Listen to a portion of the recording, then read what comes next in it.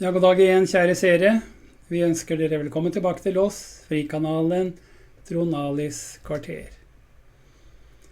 Vi har i dag tenkt å videreføre den debatten som vi har lagt frem for dere seere. En debatt om viktige ideologier, måter å tenke på, som har å gjøre med staten Israel.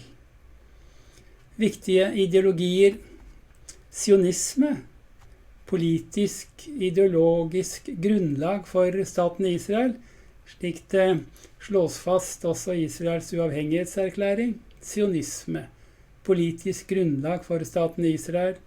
Anti-Zionisme, hva måtte det innebære? Og anti-Semitisme, jødehat som det også kalles. Hva er eventuelle forbindelser eller ikke-forbindelser, relasjoner mellom disse holdninger? Det er spennende, nødvendig og viktig tema. Vi fører videre i dag den debatten altså, med en avsluttende tredje del. Vi har sendt 2 deler før. Finn dem gjerne frem og se gjennom dem. Vi her på Frikanalen, Trond kvarter, er tilgjengelig på sendingene våre hver kveld klokka 8. Følg oss gjerne. Her altså fortsettelsen av debatten. 4 debattanter på et stort møte i London om disse måter å tenke på, synspunktene, ideologiene som vi har berørt. Følg dem gjerne.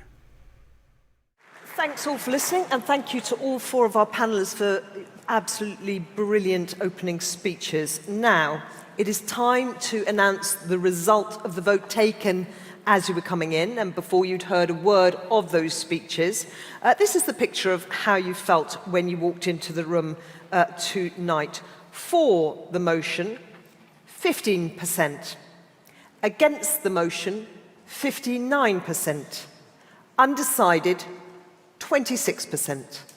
So I'll repeat that. The motion, obviously, anti-Zionism is anti-Semitism. For that motion, 15%. Against, 59%. Undecided, 26%. Now, we're going to move on and have some discussion with the panelists. I'm going to sit back a fraction so that they can actually see each other and engage a bit. And I want to come back to Melanie, because we haven't heard from her for a while. We'll just do a couple of questions up here, and then we're going to throw it open to all of you on the floor. So, Melanie, why don't you deal with this charge from the other side that you're attempting to silence a moral position? Well, Mehdi says that we've produced straw men. I find it a surreal experience having listened to him, because he misrepresented everything that I had said. He went on and on about how you have to vote with him because we, i.e. I, have said that anyone on that side is an anti-Semite and racist. I'm sure you, ladies and gentlemen, heard me say very explicitly that I was certainly not saying that. I draw an extremely important distinction between anti-Semitism and anti-Semites. I said explicitly that by no means everybody who supports anti-Zionism is an anti-Semite. By no means everybody who supports anti-Semitism is an anti-Semite. People support stuff that they believe to be true because they are ignorant, they're ill-informed, they're ideological for a variety of reasons. I can't see into people's souls. I'm sure that Mehdi Hassan and Ilan Pappé are both deeply honorable men. I would not presume to say what is in their minds or what their motivation is. I do not presume to say that people who support anti-Zionism and who would wish to deprive the Jewish people of their right to live in their own homeland are anti-Semites. I am saying something different. I am saying that the discourse is fundamentally anti-Jew. Why? Not because Israel, the Jews alone are entitled to a state in the land of Israel. Again, Mehdi says I said that. I certainly did not say that. You, ladies and gentlemen, will have heard me say explicitly and in terms that the Israelis have always agreed to share the land with the Palestinians. Right, so They have been offered a state of their own in 1936, in 1947, and on repeated occasions in the 2000s, and their response has been to the offer of a state of their own, living in peace and harmony alongside the Jews of Israel. Their response has been terrorism and war. I would dearly love to see that happen, a state of the Palestinian Arabs living side by side. I don't think it's going to happen, but that's another story. But it is simply a wicked lie to sit here and grotesquely reverse what I have said. Melanie, okay, we've heard that. Now, Ilan, coming to you. You talked about ethnic cleansing of the Palestinians. We heard Einat say Jews have not been equal in the Arab world anywhere. So who's doing the ethnic cleansing, and do you accept that point? Oh, I accept the point that after the creation of the State of Israel, the Jews of Iraq were expelled from Iraq under an agreement between the Israeli government and the Nuri Said government, because Zionism didn't want the Jews of Iraq to stay in Iraq, and neither did the nationalist Iraqi government want them there. But this has nothing to do with what we are talking about. We are talking about the fact that half of Palestine's population, within 9 months, was ethnically cleansed by the Jewish and Israeli forces. 500 out of 1,000 villages were demolished, wiped out upon the earth.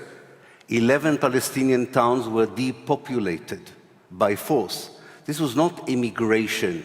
This was not a call, as in the case of Jews in North Africa, by a new Jewish state to Jews and come and be with us. It's better for you to be a Jew, a Moroccan Jew in Israel than a Moroccan Jew in Morocco. This is a different story. Here we are talking about a crime against humanity that was committed within 9 months in 1948, that there's no other definition for this.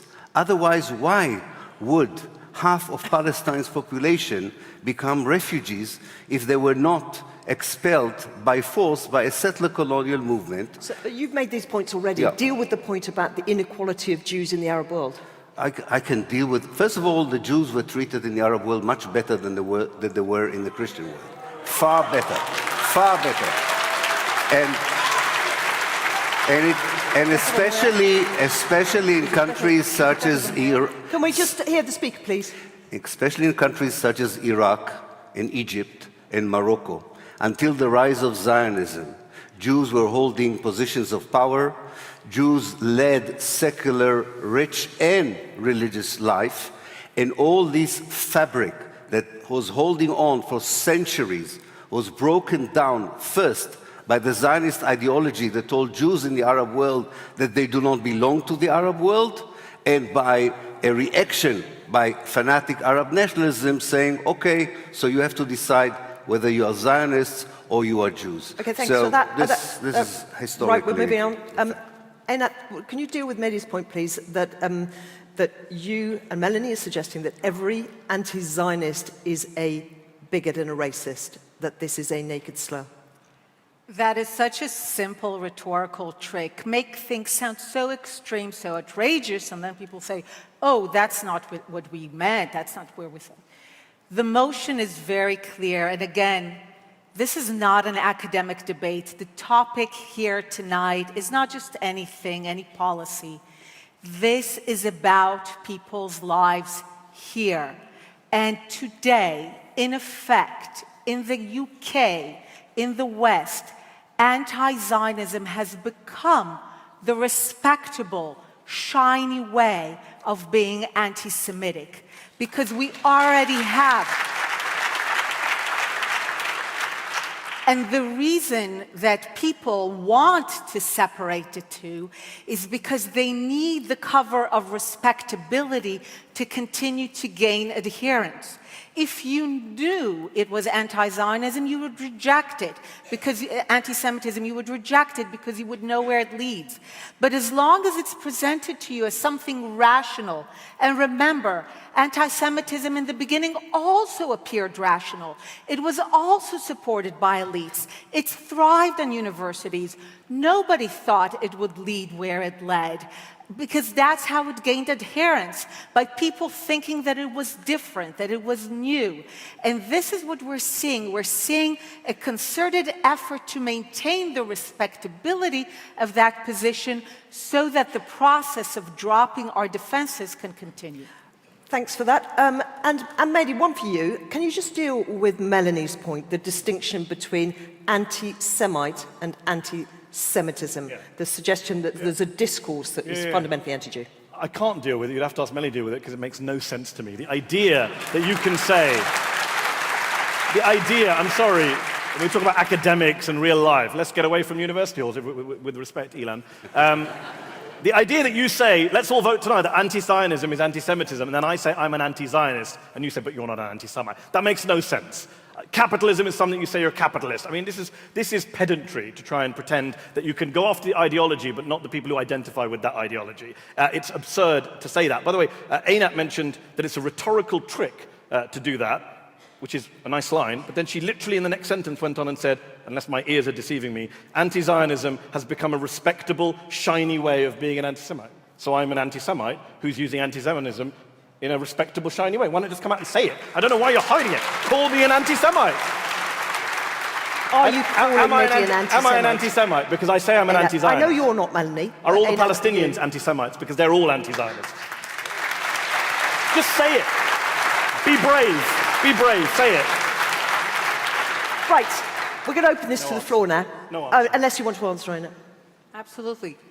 People who think that the Jews alone have no right to be masters of their fate, who want us yet again to be powerless, to go back to how we used to be, there is only one name for that. I'm not making it personal, but yes, I am here today precisely to fight the veneer of respectability that anti-Zionism has, because I don't want to wait to see where it leads. People waited too long thinking that anti-Semitism in Europe was scientific, was respectable. We know where that led.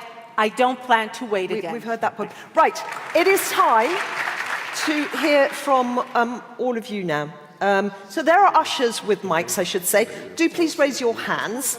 Go for it. And then in a moment, we'll take the second vote. So let's have number one and number two. And let's just go in that order, one first. Thank you. Thank you. My question is for Melanie. Mehdi, I think you're great as well, so thank you for everything. Well, we know where your loyalties lie as you ask your question. Long story short, I'm 19. I go to King's and I study religion, philosophy and ethics. And I studied Judaism. I'm a Muslim, but I chose to study Judaism. And I read Arthur Koestler's The 13th Tribe of Israel. And he says that Ashkenazi Jews, they were European race that converted to Judaism. Can we have the questions fast, please? So my question is, do you think that there are some Jews living in Israel who are originally of European descent, not like you say, they were historically the most historical people that's ever lived in the land in Israel, or do you think that's just another lie as well? Hold that thought. We'll have question number two, please. A question for Mehdi and Melanie. The newly elected MP for Peterborough, Lisa Forbes, has been branded in some quarters an anti-Semite partly because she signed a letter objecting to certain examples in the IHRA definition of anti-Semitism. What do you think about this? Thanks for that. Okay, let's deal with those questions first then. So Melanie, if you can deal briefly with the first question, the history. So I didn't actually understand the question. I'm so sorry. I didn't quite understand what you were talking about. Were you saying that some Jews are not Jews? Is that your point? No, that they're not converted Europeans. You were saying that Jews, they're the most they are the longest people who have lived there for the longest time historically, but some Jews have converted from European Christians to Jews. So actually, they weren't the longest people that lived there because they used to live in Europe. Okay. So maybe Palestinians were the longest people that have lived there because they were living in Europe. Okay, can we just have a... We need to get through quite a lot of answers. I'm so sorry. Short, quick answer for that. The simple answer to your question is that the Jewish people are the only people for whom the land of Israel was ever their national kingdom, several hundred years before Islam was invented and the Arabs invaded. And that is the point I was making. They are the only people for whom Israel is their national kingdom.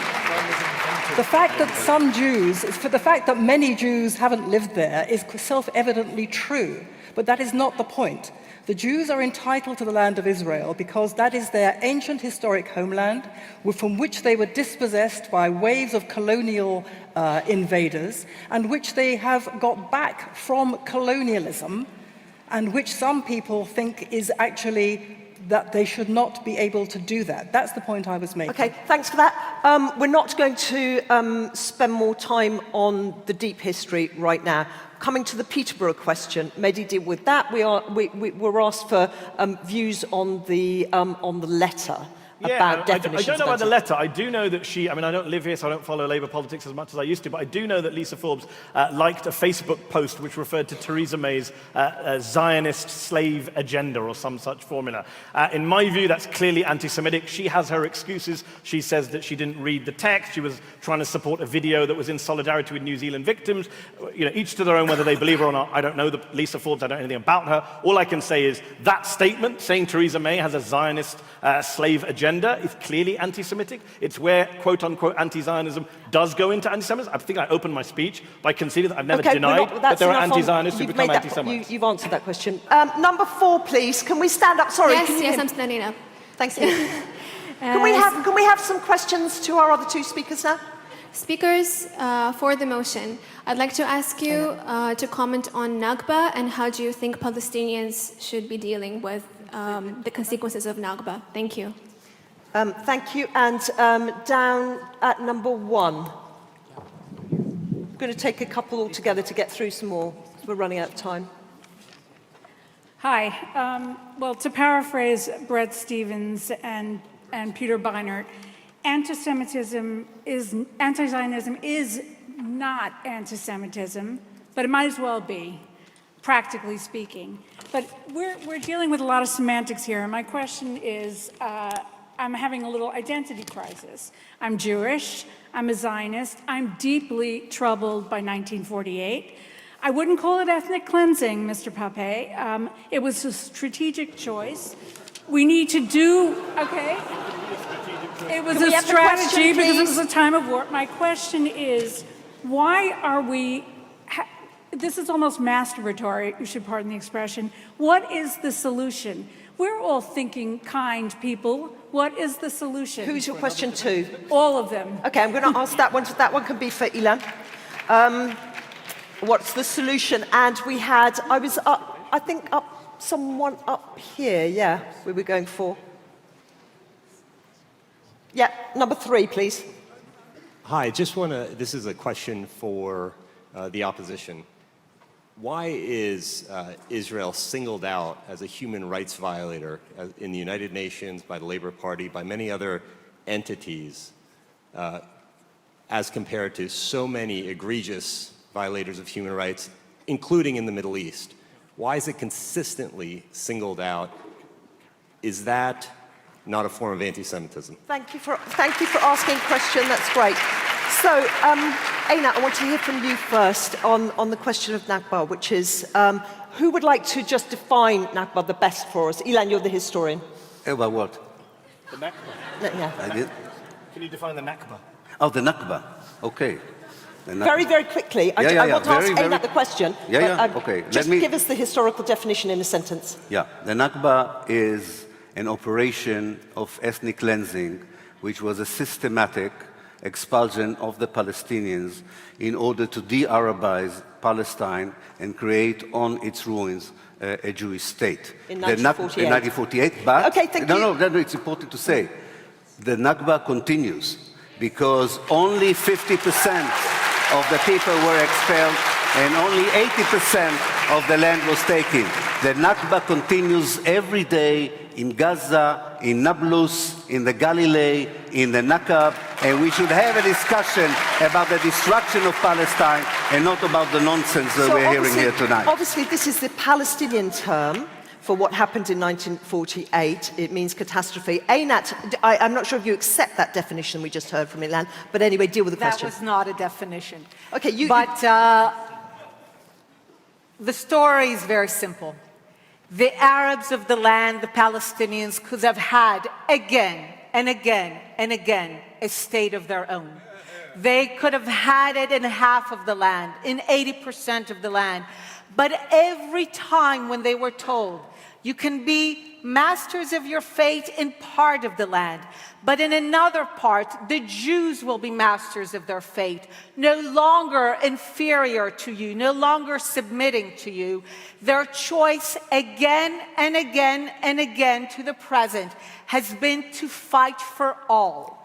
They have again said, if we have to live next to sovereign Jews, better to fight until they are not there at all. And I will say this again, when you fight us, 3 years after a genocide, and you wage a genocidal war, telling us that we have no right to defend yourself, then we will fight you back. We will defend ourselves. Okay, and right, we're leaving that there. This land. That's enough. But if you are telling us that it is you've made your point. or nothing, You've made the point. Then you sometimes have nothing. Mehdi, why is Israel singled out? Yeah, I don't accept the premise of the question, obviously. It's interesting you should say that Israel's singled out. There's a little R going out. Well, if you're watching this on YouTube, go back on YouTube and see that the first Intelligence Squared debate I did was not about Israel. I came here a few months ago to talk about the Kingdom of Saudi Arabia and its human rights abuses. So before I even turned up for Israel, I came to condemn Saudi Arabia.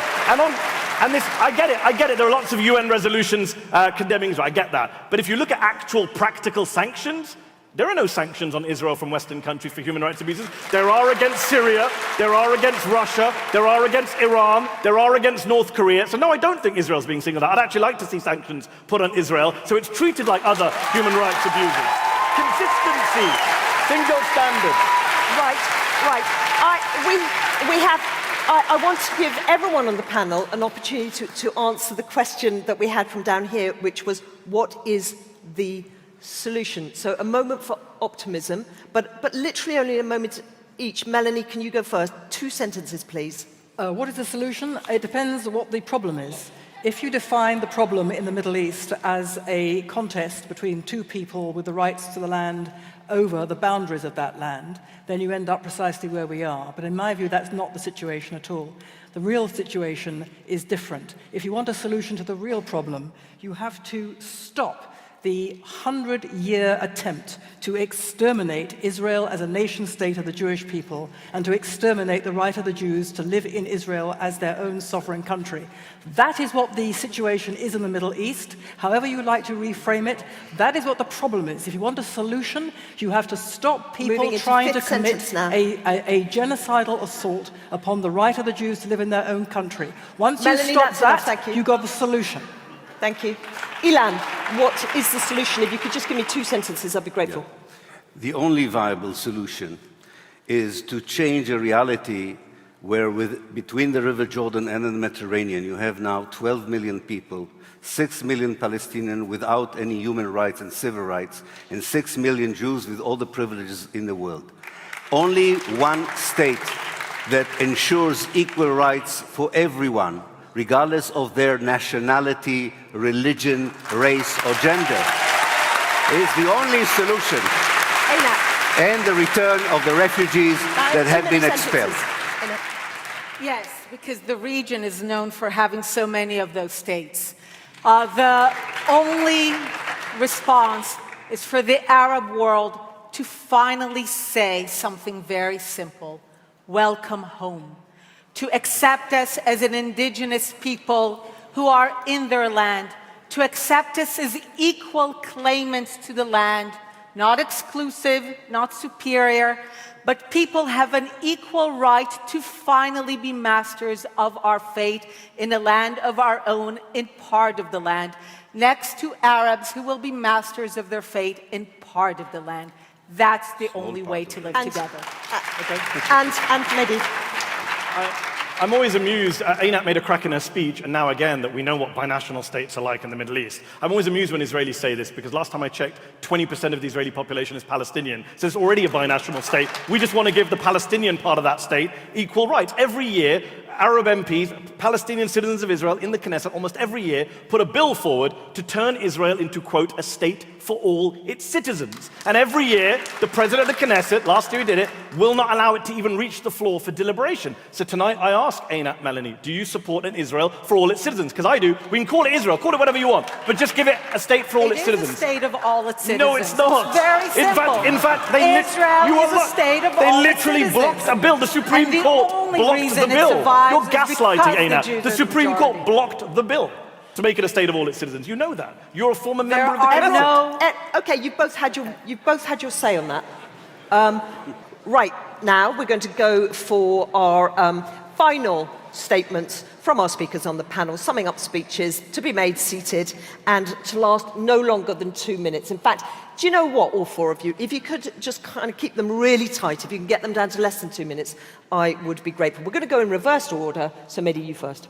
Ladies and gentlemen, if you still haven't voted, I want you to think of two groups of people when you are voting, for whom opposing this crude, cynical motion is so important, so crucial, so personal. The first group, of course, are the Palestinians. Because if you vote for the motion tonight, you're saying, despite Melanie and Einat's best attempts to try and play this, it's ideology versus adherence, you're saying we all have to be Zionists. Otherwise, we're racists, we're bigots, we're anti-Semites. Which, look, wouldn't be the end of the world for me. Fine, I'll be a Zionist if you want me to be a Zionist. I mean, I once almost voted Lib Dem. I'm okay with labels.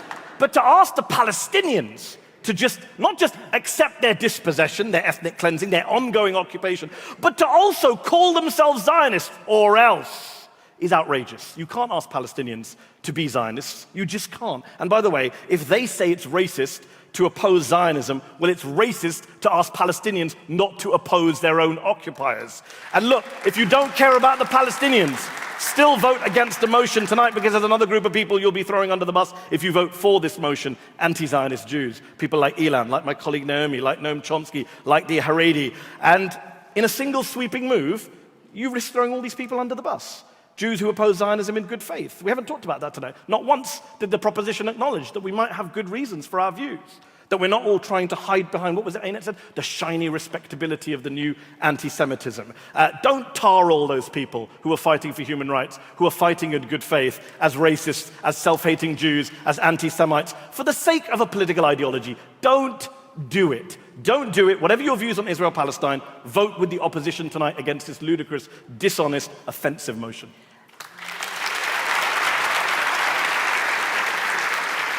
Einat, now your closing statement for the motion.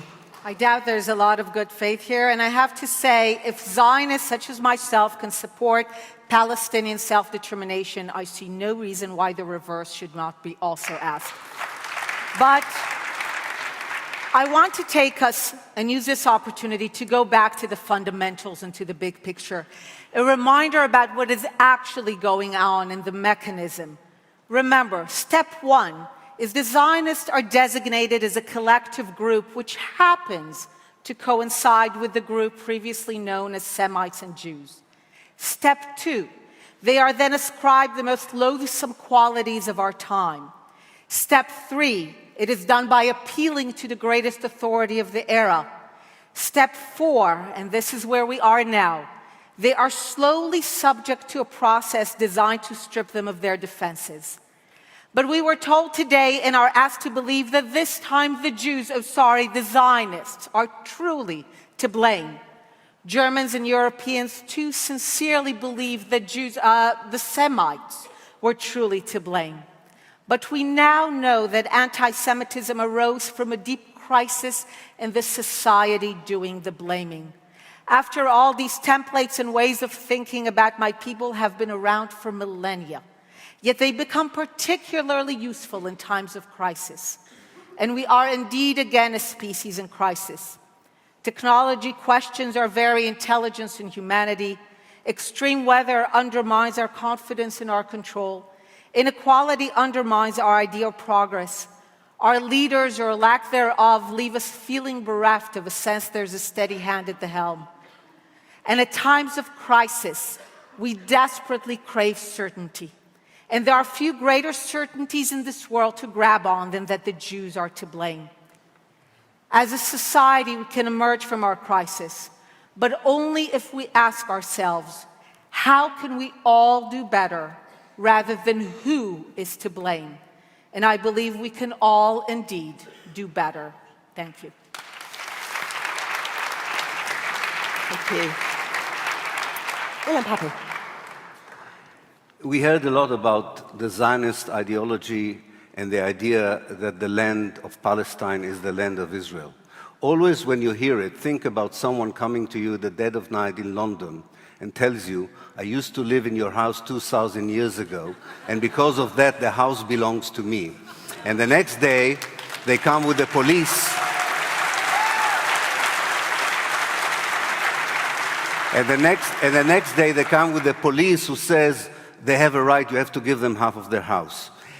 Zionism was a settler colonialist movement that was running away from persecution, but it wanted as much of Palestine as possible with as few Palestinians in it as possible. This was the aim of Zionism in the late 19th century. This is the aim of Zionism today. We are all entitled to go through the same process that happened in South Africa. We are entitled, as Jews and as Palestinians, to live in one democratic state where everyone is equal, and stop and reject an ideology that claims that some people are equal and some people are not.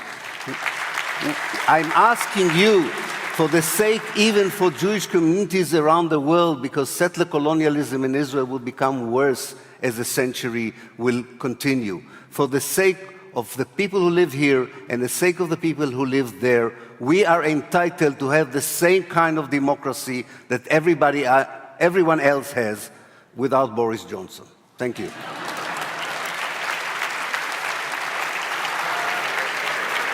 Thank you, Ilan. And Melanie. Well, I'm truly sorry that Mehdi can't understand my distinction. It's very simple. My point is simply this, that people of good faith sometimes swallow outright lies because they believe them to be true. And we've heard this evening some of those lies come from the other side, falsehoods about Israel which are believed to be true. For example, Mehdi suggests that Israel is not a state of all its citizens, that the Arabs somehow don't have full equal rights. He calls them Palestinians. Perhaps Mehdi doesn't also understand that 20% or so of Israel's population are Israeli Arabs. Israeli Arabs have full equal rights. You can see them in the Israeli parliament. You can see them in the Israeli courts. You can see them in the Israeli universities. What Mehdi says, what Mehdi means when he says that he wants a state of all its citizens, he wants a state of Israel which is not Israel anymore, which is not a Jewish state. So the Britons can have Britain, the French can have France, the Americans can have America, but the Jews cannot have Israel. I would say that is outright discrimination. Ilan says it's their house. Whose house? There were dozens and dozens of different nationalities in Mandate Palestine. The Arabs came in large number because the Jews were returning, and rightly they thought that they would bring prosperity. In conclusion, let me return you to the proposition under consideration. Is anti-Zionism anti-Semitism? Mehdi says not everyone can have a state. That is absolutely correct, but why this is a form of anti-Semitism is the unique nature of the animus against Zionism. Jews are the only people living in their own historic homeland who are deemed to have no right to that homeland and whose claim to self-determination in that homeland, which is theirs by right, is illegitimate and racist. That vile, bigoted, malicious animus is unique against Israel. And it is why anti-Zionism is the unique calumny against the Jewish people, and it has exactly the same unique characteristics as anti-Semitism.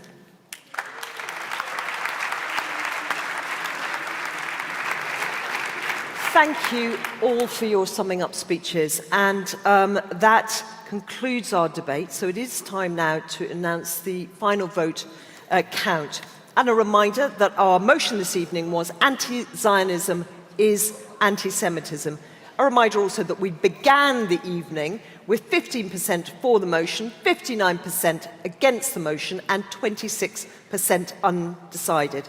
After 90 minutes of debate, we end as follows: 19% for the motion, 76% against the motion, and 5% undecided. So the motion this evening has been defeated.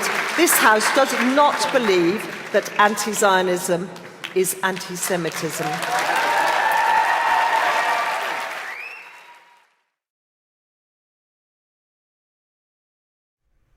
Ja, kjære seere, det var avslutningen på denne debatten. 3 programmer har vi sendt om disse spørsmål: staten Israel, sionisme, anti-sionisme, anti-semitisme. Viktig å ha forståelse av disse begrepene. Vi håper dere har hatt nytte av det, og håper at dere kommer tilbake til oss, fortsatt følger oss her på Frikanalen, Trond Alis kvarter.